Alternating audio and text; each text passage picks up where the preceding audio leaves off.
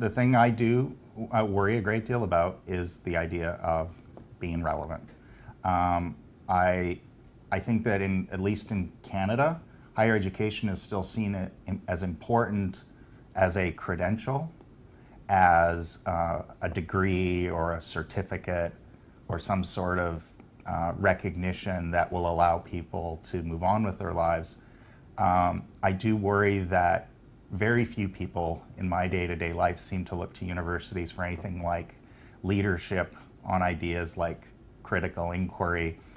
ethical investigation, or the role of knowledge in our society. And when you look at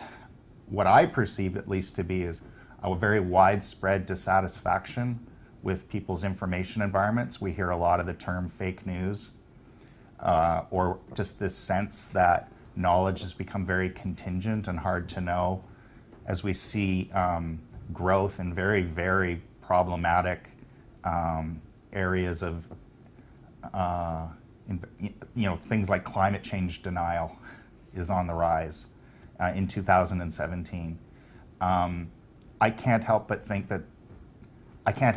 as somebody who works in higher education, to feel like somehow we're failing.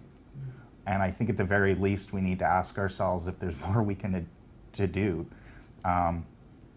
I've often wondered, and I'm not the first person to say this, if what we're experiencing in terms of our mental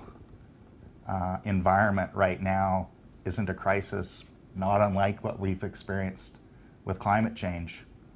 And given that universities have a historic mandate to be stewards of knowledge, to promote critical inquiry, to promote ways of being and thinking, I can't help but be worried that we're not meeting